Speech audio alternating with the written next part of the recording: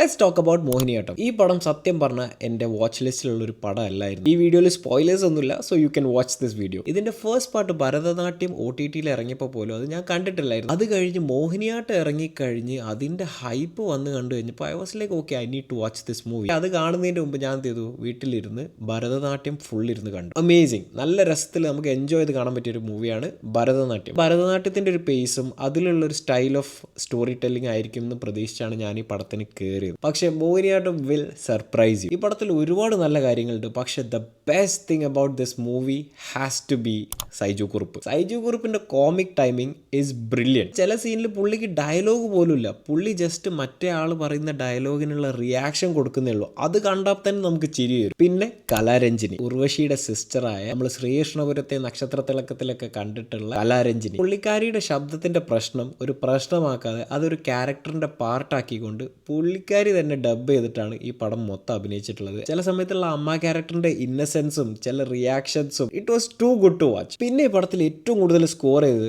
നമ്മുടെ വഴിപോക്കൻ ചേട്ടനാണ്, നന്ദു പൊതുവാൾ. നമ്മൾ ഒരുപാട് പടത്തിൽ അങ്ങേരെ വഴിപോക്കനായിട്ടും TT ആയിട്ടും യാത്രക്കാരനായിട്ടും ഒക്കെ നമ്മൾ കണ്ടിട്ടുണ്ട്. പക്ഷേ ഈ പടത്തിൽ പുള്ളിക്ക് പെർഫോം ചെയ്യാനുള്ള ഒരു സ്പേസ് കൊടുക്കുന്നുണ്ട് ആൻഡ് അത് അങ്ങേര് നല്ല സൂപ്പറായിട്ട് ചെയ്തു വെച്ചിട്ടുണ്ട്. പിന്നെ ബേബി ജീനെ നമുക്ക് റാപ്പറായിട്ടും സിംഗറൊക്കെ ആയിട്ടാണ് അറിയാം. പുള്ളി ആലപ്പുഴ ജിംഖാനയിലും ചെറിയൊരു വേഷം ചെയ്തിട്ടുണ്ട്. പക്ഷേ ഈ പടത്തിൽ ബേബി ജീൻ വന്നതിൻ്റെ ശേഷം പുള്ളി മൊത്തം പടം കയ്യിലോട്ടങ്ങ് എടുക്കുകയാണ്. ആളുടെ ആ സൗണ്ടും എക്സ്പ്രഷൻസും കോമിക് ടൈമിങ്ങും, എനിക്കറിയാം ഞാൻ ഈ കോമിക് ടൈമിംഗ് എന്നുള്ളത് പിന്നെയും പറയുന്നുണ്ട് എന്നുള്ളത്, പക്ഷേ ഓണസ്റ്റ്ലി ഈ പടത്തിൽ ഒരുപാട് ചിരിക്കാനുണ്ട് and all the credit goes to these actors for their amazing performance. ഇവർ മാത്രമല്ല, ഇതിൽ വേറെ ഒരുപാട് ക്യാരക്ടേഴ്സ് ഉണ്ട്. സുരാജ് വെഞ്ഞാറമ്മൂട് ഉണ്ട്, വിനയ് ഫോർട്ട് ഉണ്ട്, പിന്നെ ട്വിൻസ് ആയിട്ട് അഭിനയിച്ചിട്ടുള്ള 2 ബ്രദേഴ്സ് ഉണ്ട്. And I M telling you, ഈ പടം നമ്മൾ ഫ്യൂച്ചറിലൊക്കെ റിപ്പീറ്റ് അടിച്ച് കണ്ടുകൊണ്ടിരിക്കും. അതായത് നമ്മൾ ചാനൽ മാറ്റുന്നതിൻ്റെ ഇടയിലെങ്ങാനും പെട്ടെന്ന് CID മൂസ കണ്ടിട്ട് നമ്മൾ അതിരുന്ന് കാണില്ല, അതേപോലെ ആയിരിക്കും ഈ മൂവി. അതിനുള്ള വാല്യൂ ഈ പടത്തിലുണ്ട്. So to the entire team of Bharatanatyam and Mohiniyattam,